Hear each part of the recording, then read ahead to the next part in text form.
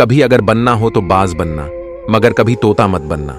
तोता बोलता तो बहुत है, लेकिन ज्यादा ऊंचाई तक उड़ नहीं सकता। बाज बोलता कम है, लेकिन सबसे ज्यादा ऊंचाई पर उड़ता है और बाकी पक्षियों का राजा होता है। आज मैं आपको 5 ऐसे लेसन बताऊंगा जो हर इंसान को वाज से सीखना चाहिए और लाइफ की बहुत बड़ी लर्निंग है। इन 5 बातों में पहला लेसन, हक फ्लाई अलोन, वाज अकेले उड़ता है और बाकी पक्षियों के मुकाबले सबसे ज्यादा ऊंचाई पर उड़ता है। वाज अकेले उड़ेगा और कभी कभी भी चिड़िया और छोटे पक्षियों के साथ नहीं उड़ेगा। बाज हमेशा बाज के साथ उड़ेगा या फिर अकेले उड़ेगा, और इससे हमें यह सीख मिलती है कि हमेशा छोटी सोच वाले व्यक्तियों से दूर रहे और अकेले रहे, क्योंकि यही तो वो समय है जब आपको खुद को ज्यादा जानने का मौका मिलता है। लेसन नंबर 2, बाज का विजन बहुत ज्यादा क्लियर होता है और बहुत ज्यादा स्ट्रांग होता है।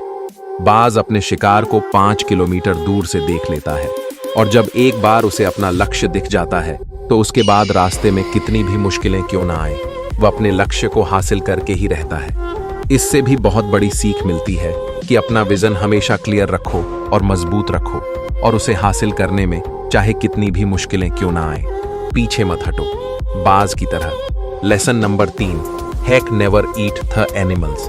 आज कभी भी मरे हुए जानवरों को नहीं खाता, वह हमेशा जिंदा शिकार करता है, और इससे हमें यह सीख मिलती है कि जो हमारा पास्ट है वह मर चुका है, तो मरे हुए सड़े हुए थॉट पर ध्यान मत दो और अपनी आने वाली ताजी जिंदगी पर ध्यान लगाओ।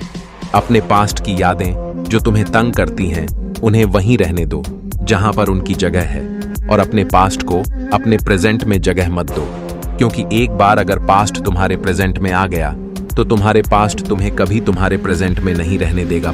पास्ट में तुम्हारे साथ कितना भी बुरा क्यों ना हुआ हो, वो सब यादें, वो सब थॉट मर चुके हैं, और वॉच की तरह बनो जो कभी भी मरी हुई चीजें नहीं खाता। चौथा लेसन, जब आंधी तूफान आते हैं तो वॉच काफी एक्साइटेड हो जाता है। जब बारिश होती है तो सारे पक्षी छिपकर बैठ जाते हैं, लेकिन बाज को बड़ा मजा आता है। जब तेज हवाएं चलती हैं तो बाज उन हवाओं के सहारे बहुत तेजी से ऊपर की ओर उड़ता है, और उड़ते उड़ते इतना ऊपर चला जाता है कि बादलों से भी ऊपर पहुंच जाता है।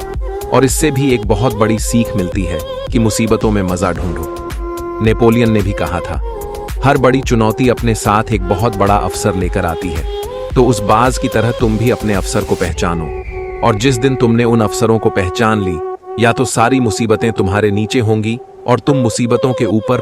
5वां लेसन, बाज हमेशा अपने घोंसले में से सॉफ्ट घास को निकाल देता है, ताकि उसका जो बच्चा होता है वह कंफर्टेबल ना हो सके, क्योंकि वह अगर घोंसले में कंफर्टेबल हो गया तो वहीं रहना पसंद करेगा। लेकिन बाज ऐसा कभी नहीं होने देता।